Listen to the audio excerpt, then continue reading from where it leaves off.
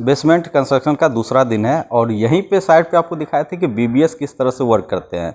BBS के वक्त आप देखे होंगे नीचे मेश की तरह वर्क हुआ था जिसमें क्रैंक बार भी चले थे और साथ में यहाँ पे आपका जो लैप लेंथ होता है और कंटिन्यूअस स्लैब का वर्क होता है वो सारा हमने दिखा दिया। अब बात करते हैं कि जब वर्क कंप्लीट होता है, कास्टिंग हो जाती है, उसके बाद हमें किस तरह से वर्क करना है। तो आप एक बार चारों तरफ देख सकते हैं। वाटर लॉगिंग की प्रॉब्लम आ जाती है तो बेसमेंट एक फेल्योर केस हो जाता है और उसमें आपको सबसे बड़ी दिक्कत आएगी जब पानी का सीपेज ज़्यादा होने लगेगा। जो भी आपका बेसमेंट में रखने वाले सामान आप या स्टोरेज की तरह वर्क करिए या किसी दुकानदार को या फिर गाड़ी ऐसे लगाने के पार्किंग के पर्पज से रहने दीजिए, तो आपको एक दिक्कत का सामना करना पड़ जाएगा जिससे बाद में आपके लिए एक हेडेक का काम करेगा। तो हमारे पास ऑप्शन होता है कि एक बार में कंस्ट्रक्ट नहीं करना है क्योंकि हनीकॉम्ब आएगा रिटर्निंग में तो दिक्कत आएगी।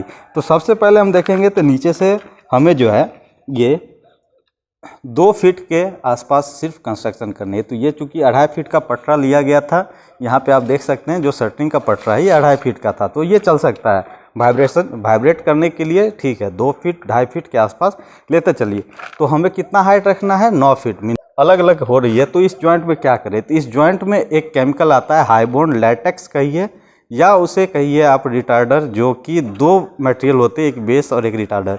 उसे लगाने के बाद ही हम जो है नेक्स्ट स्लैब इसमें कंस्ट्रक्ट करेंगे, जो रिटेनिंग के लिए बेस्ट ऑप्शन होता है कि इसके बीच से जो गैप बचेगा, जो श्रिंकेज होती है कंक्रीट में, वो आपको दिक्कत करनी। दूसरी चीज़ आती है कि जब स्टेयरकेस का डिज़ाइन करेंगे बेसमेंट में तब हमें क्या क्या सावधानी रखनी है। तो सबसे पहले रेलिंग के लिए अगर बात कर ले तो हमें तोड़ने फोड़ने से अच्छा है कि कहीं से लकड़ी का टुकड़ा लाइए और रेलिंग के लिए आप यहीं पे वर्क में ले सकते हैं। तो हर एक जगह बैलूस्टर जो लगेगा, आप अगर आर्किटेक्ट फर्म से सोचेंगे तो बैलूस्टर्स होते हैं जो आपको रेलिंग में काम आते हैं। रेलिंग एक रेल जहाँ सबसे लास्ट पोर्शन होती है।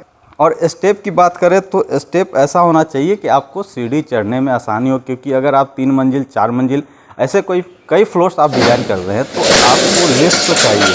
साथ में जब इमरजेंसी एग्जिट होती है या लिफ्ट का कंडीशन फेल हो जाए, जहाँ पे आपको एक्स्ट्रा एक स्पेस चाहिए कि ऊपर चढ़ने के लिए फ्लोर में, के लिए राइजर इतना ही रखिए जितना आप नॉर्मली कोई अगर वृद्ध भी है तो वो चढ़ सके। तो मैक्सिमम आप 6 इंच रखिए, क्योंकि जितना ज़्यादा हाइट बढ़ेगी छत की वो आपका स्टोरेज बढ़ते जाएगा और चढ़ने में ज़्यादा दिक्कतें आती है। इसलिए जितना कम राइजर रहेगा उतनी आसानी होगी आपको चढ़ने के लिए। और साथ में मैंने बता दिया कि बैलस्टर लगाने के लिए उससे पहले ही हमें इसमें सारा डिटेल्स करना पड़ता है।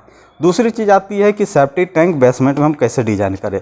तो बेसमेंट में सेफ्टी टैंक जो है आप ऊपर से देख सकते हैं कि 3 चैम्बर हम लोग बनाते हैं और ये एक कंडीशन में पूरा हमें कंस्ट्रक्ट करना होता है। एक फुल्ली जो आरसीसी का कंस्ट्रक्शन होता है उसी तरह से इसे चैम्बर में डिज़ाइन करना है कि कोई भी ऑर्डरनेस और बैक फ्लो इसके द्वारा निकल के ना आए बेसमेंट में।